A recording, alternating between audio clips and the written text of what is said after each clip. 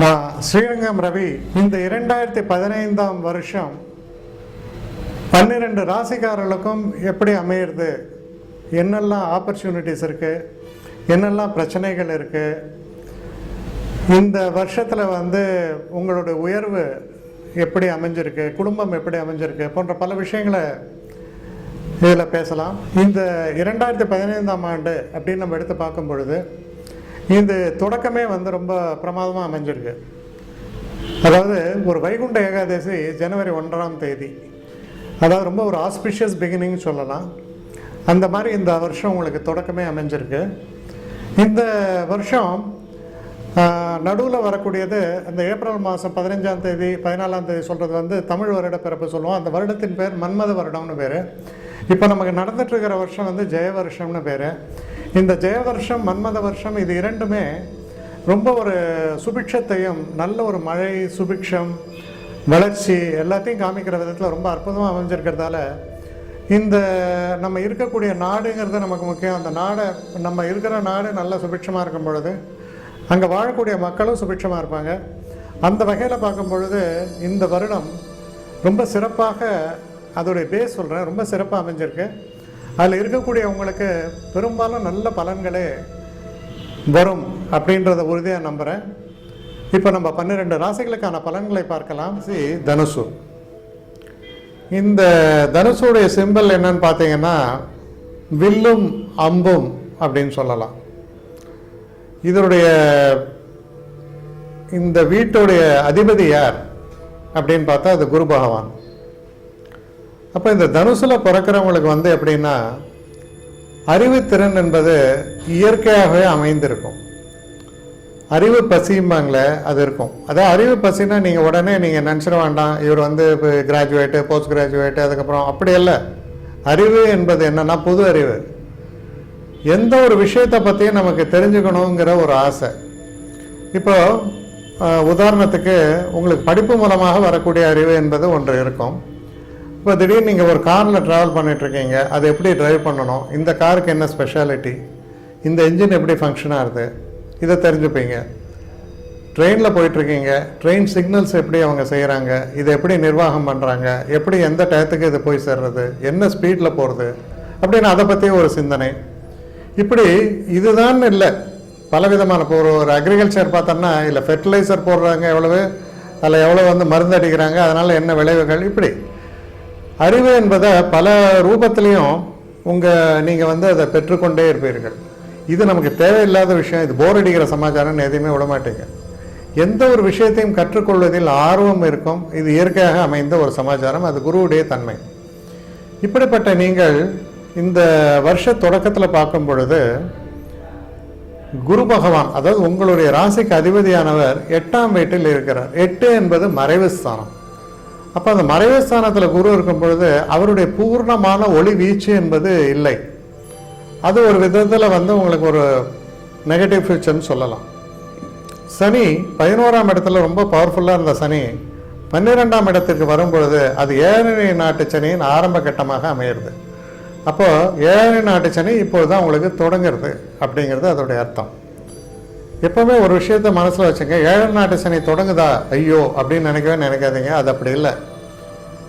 நல்ல தசைகள் நல்ல இதெல்லாம் நடக்கும் பொழுது இந்த 7 நாட்டு சனி சில நேரங்களில் உங்களுக்கு நல்லபடியாகவே கூட செயல்படும். அந்த பயம் உங்களுக்கு வேண்டாம். சனிக்கும் குருவுக்கும் இருக்கக்கூடிய உறவு முறை என்ன அப்படின்னா அது நியூட்ரல், பகையும் அல்ல நட்பும் அல்ல, அப்படிப்பட்ட ஒரு உறவு முறை தான். இந்த காலகட்டத்தில் நீங்கள் பார்க்கும் பொழுது சனி 12ஆம் இடத்தில் இருக்கிறார். இந்த 12ஆம் இடத்துல இருக்கக்கூடிய சனி பார்க்கக்கூடிய இடம் 2ஆம் இடம். 2ஆம் இடம் அப்படின்னு சொல்கிறது உங்களுடைய குடும்பஸ்தானம், வாக்குஸ்தானம். அப்போது இதில் முக்கியமான விஷயத்தை நீங்கள் மனசில் என்ன நினைக்கணும்னா, நீங்கள் வாக்கு கொடுக்கும் பொழுது ரொம்ப ஜாக்கிரதையாக இருக்கணும். தகுதிக்கு மீறி இதை நான் செய்கிறேன் அதை நான் செய்கிறேன்னு சொல்கிறது. இன்னொரு விஷயம் என்னென்னா, குடும்பத்திற்காக சில செலவுகளை நீங்கள் ஏற்றுக்கொள்ள வேண்டிய ஒரு சூழல் ஏற்படும், தப்பில்லை. ஆனால் அதற்காக நீங்கள் நினைக்கிறபடி பணம் வராமல் இருக்கும். அதுக்காக நீங்கள் பாடுபட வேண்டும், அலைச்சல் இருக்கும். இதெல்லாம் ஏற்படுவதற்கான வாய்ப்புகள் நிறையவே இருக்குது. அப்போ சில முக்கியமான பொறுப்புகளை நீங்கள் கையில் எடுத்துக்கொண்டு மற்றவர்களுக்காக நீங்கள் உழைத்து பாடுபடக்கூடிய ஒரு சூழல் ஏற்படக்கூடிய காலகட்டம்னு இதை எடுத்துக்கலாம். அப்புறம் பணப்புழக்கம் அப்படின்னா எவ்வளோ பணம் வந்தாலும் செலவாயிடும். ஏன்னா 2ஆம் இடத்தை சனி பார்த்து கொண்டே இருக்கும் பொழுது அதுக்கான செலவுகள் வந்து கொண்டே இருக்கும். ஆனால் அது வந்து பெரும்பாலும் சுப செலவுகளாக வருவதற்கான வாய்ப்புகளும் உண்டு. அதனால் அதை பற்றி நீங்கள் பயப்பட வேண்டாம். இப்போ ஒரு திருமணம் அப்படின்னா கடன் வாங்கி கல்யாணம் பண்ணி தான் ஆகணும், என்ன பண்ண முடியும்? ஆனால் அந்த கடனை அடைக்கும் பொழுது அது கொஞ்சம் கஷ்டமாக இருக்குது. ஆனால் அதில் ஒரு சந்தோஷம், என்னுடைய சிஸ்டருக்கு நான் கல்யாணம் பண்ணி வச்சேன், என்னுடைய மகளுக்கு நான் திருமணம் செய்து வைத்தேன், இதெல்லாம் உங்களுக்கு மனசுக்கு ஒரு சந்தோஷம் தானே. அந்த மாதிரியான ஒரு காலகட்டத்தை இது காண்பிக்கிறது. அப்புறம் பார்த்தீங்கன்னா இந்த சனி பகவான் பார்க்கக்கூடிய இன்னொரு இடம் அப்படின்னா உங்களுடைய 6ஆம் இடம். இந்த 6ஆம் இடம்ங்கிறது தான் கொஞ்சம் ஜாக்கிரதையாக இருக்கணும். என்னென்னா கடன் பளு என்பது அதிகரிக்கும். அப்போது அதில் நீங்கள் ஜாக்கிரதையாக இருக்கணும். ஏன்னா அது வந்து உங்களால் நிர்வாகம் செய்யக்கூடிய அளவில் இருக்கணும். அந்த கடன் எல்லை மீறி போயிடக்கூடாது. அப்புறம் ஒன்று கடன் பளு, 2வது வந்து உடல் நலம், உடல் ஆரோக்கியம். அதாவது ஒரு மனசில் தொடர்ந்து கவலைகள் இருந்தால் உடல் ஆரோக்கியம் பாதிக்கப்படும். அதனால் அந்த கவலைகள் இல்லாமல் இருக்கணும். அப்படின்னா நம்ம ஓரளவுக்கு எல்லாமே சரியான முறையில் பிளான் பண்ணியிருந்தால் தான் அந்த கவலைகள் இல்லாமல் இருக்க முடியும். முக்கியமான விஷயம் என்ன? Active life. எழுந்தோம், காலையில் எழுந்தோம், வாக் பண்ணோம், அப்புறம் ஏதோ ஒரு கோயில் போனோம், அதுக்கப்புறம் நம்ம ஆஃபீஸ் போனோம், ஏதோ ஒன்று மனசில் வந்து கவலைகள் இல்லாமல் உடல் ஆரோக்கியத்தை பற்றி ஒரு சிந்தனையோடு நீங்கள் இருக்கும் பொழுது இந்த சனியினால் வரக்கூடிய பிரச்சனைகள் உங்களை பாதிக்காது. ஆனால் கவலை இருக்கிறதுனால என்ன ஆகும்? ஒரு சோம்பேறித்தனம், என்ன உலகம் எல்லாம் இப்படி தான் அப்படின்ற ஒரு விரக்தி மனப்பான்மை, அப்போ மேலே மேலே பிரச்சனைகள் கூட்டிகிட்டே போயிடும். அதனால் இந்த விஷயங்களில் நம்ம ரொம்ப எச்சரிக்கையாக இருக்க வேண்டியது ரொம்ப அவசியம். அப்புறம் பார்த்தீங்கன்னா இந்த சனி பகவான் பார்க்கக்கூடிய இன்னொரு இடம் அப்படின்னா உங்களுடைய 9ஆம் வீட்டை சனி பார்க்குறார். 9ஆம் வீடு அப்படின்னு சொல்லும் பொழுது ஒரு விதத்தில் என்னாகும்? நிறைய இடம் மாற்றங்கள் வருவதற்கான ஒரு வாய்ப்புகள் ஏற்படும். சில நேரங்களில் வெளிநாடு போகக்கூடிய ஒரு யோகமும் ஏற்பட்டுவிடும். நல்ல தசை மட்டும் நடந்தால் நீங்கள் வெளிநாடு போயிட்டு அங்கே சம்பாதிச்சுட்டு இருப்பீங்க. என்ன ஒரே ஒரு விஷயம், குடும்பத்தை உடனே அழைச்சிட்டு போக முடியாது. அப்போ கொஞ்ச நாளைக்கு உங்கள் சொந்தமாக நீங்களே சமைச்சு ஏதோ அட்ஜஸ்ட் பண்ணுவீங்க. இருந்தாலும் ஏதோ ஒரு லைஃப்பில் அச்சீவ் பண்ணிட்டோம், நம்ம நல்லா ஏர்ன் பண்ணுறோங்கிற ஒரு சந்தோஷம் ஏற்படும். ஸோ அதுக்கான ஒரு காலகட்டமும் இதில் ஏற்படும். அதான் சொன்னேன், தீமையை மட்டுமே நீங்கள் இதில் நினைக்காதீங்க, நன்மைகளும் வரக்கூடிய ஒரு காலகட்டம் அப்படின்னு கலந்தே வரும். இப்போது குருவை பொறுத்த வரைக்கும் உங்களுடைய 12ஆம் வீட்டை பார்க்கும் பொழுது சயனஸ்தானத்தை அவர் பார்ப்பதால் நிச்சயமாக படுக்கையில் படுத்தா நல்ல தூக்கம். அப்போ ஓரளவு ஆரோக்கியம் இருந்தால்தான் தூக்கம் வரும். அதனால் ஆரோக்கியம் ஓரளவுக்கு இருக்கும், அதை நீங்களே கெடுத்துக்காமல் இருந்தால் போகிறோம். அப்புறம் 2ஆம் இடத்தையும் குரு பார்க்கிறார். 2ஆம் இடத்தை குரு பார்க்கும் பொழுது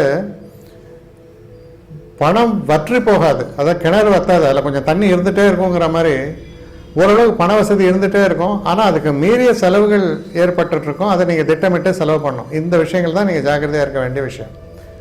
அதோடு இல்லாமல் அந்த குரு வந்து இன்னொரு இடம் என்னென்னா 4ஆம் இடம், அது சுகஸ்தானம்.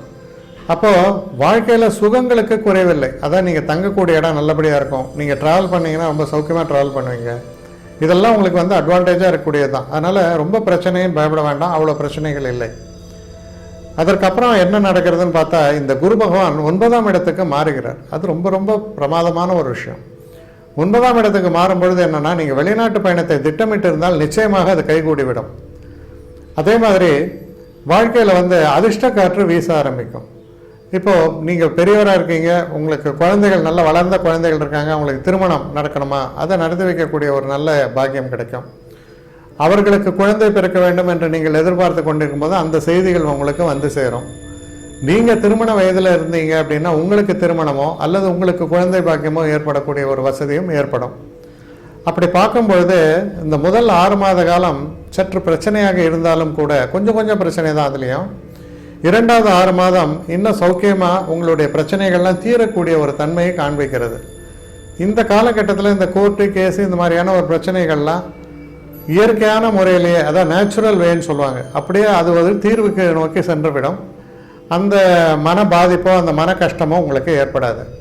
கொஞ்சம் வயசானவங்கள்லாம் இருப்பாங்க, அவங்களாம் இந்த க்ஷேத்திரங்களுக்கு போயிட்டு வரணும்னு நினைப்பாங்க. நார்த் இந்தியாவில் நான் போயிட்டு பத்ரிநாத், கேதார்நாத் அதெல்லாம் போகணும்லாம் நினைப்பாங்க. அதெல்லாம் கைகூடி வரும். அப்போது மனசில் நிம்மதி ஏற்படும். இப்போ செகண்ட் ஹாஃபில் பார்த்தீங்கன்னா இந்த 2015ஆம் வருடம் ஒரு பொற்காலத்தை போன்று ரொம்ப சந்தோஷத்தை தரக்கூடிய ஒரு அற்புதமான காலகட்டமாக இருக்கும். 12ல் இருக்கக்கூடிய சனி ஒரு இடத்தில் தங்க விடாமல் உங்களை சுற்ற வைப்பார். ஆனால் ஊர் சுற்றுறது நிறைய பேருக்கு பிடிச்சிருக்கு, நல்ல விஷயம் தானே. அதனால் அந்த விஷயங்கள்லாம் நல்லபடியாக தான் உங்களுக்கு நடந்துகிட்ருக்கோம். ஒரே ஒரு விஷயம், நீங்கள் என்ன எச்சரிக்கையாக இருக்க வேண்டும் என்றால், வாக்கு கொடுக்கும் பொழுது சற்று எச்சரிக்கையாக இருக்க வேண்டும். சில நேரங்களில் தகுதிக்கு மீறி நான் இதை செய்கிறேன் அதை செய்கிறேன்லாம் சொல்லிட்டீங்கன்னா அந்த வாக்குறுதி நிறைவேறாமல் அதனால் ஒரு பிரச்சனையில் மாட்டிக்கிறதுக்கான ஒரு சந்தர்ப்பங்கள் இருப்பதால் அந்த ஒரு விஷயங்கள்லாம் நீங்கள் கொஞ்சம் எச்சரிக்கையாக இருப்பது நல்லது. மற்றபடி இந்த 2015ஆம் வருடத்தை பொறுத்தவரையில் முதல் 6 மாதம் உங்களுடைய முன்னேற்றம் என்பது கொஞ்சம் முன்ன பின்ன இருக்கலாம். அடுத்து வரக்கூடிய 6 மாதத்தில் அது ஸ்திரத்தன்மையோடு அபாரமாக விளங்கி பெரிய அளவுக்கு அதிர்ஷ்டத்தையே உங்களுக்கு ஏற்படுத்தி தரக்கூடிய வகையில் அமையும். புதுசாக படித்த மாணவர்களுக்கு தொழில் அமையலையே, என்னை கேம்பஸ் இன்டர்வியூவில் எடுக்கலையேன்னெலாம் நினைக்கிறவங்களுக்கு கிட்டத்தட்ட ஒரு மே மாதம் ஜூன் மாதம் வாக்கில் உங்களுக்கு அந்த நல்ல நியூஸ் எல்லாம் வந்துடும். அதனால் இது ஒரு சிறப்பான ஆண்டாகத்தான் உங்களுக்கு அமையும். முதல்ல சிறு சிறு சோதனைகள் இருந்தாலும் அதை பெருசுப்படுத்தாமல் தைரியத்தோடும் தன்னம்பிக்கையோடும் இருங்கள். நிச்சயமாக நல்ல காலம் உங்களுக்கு காத்திருக்கிறது.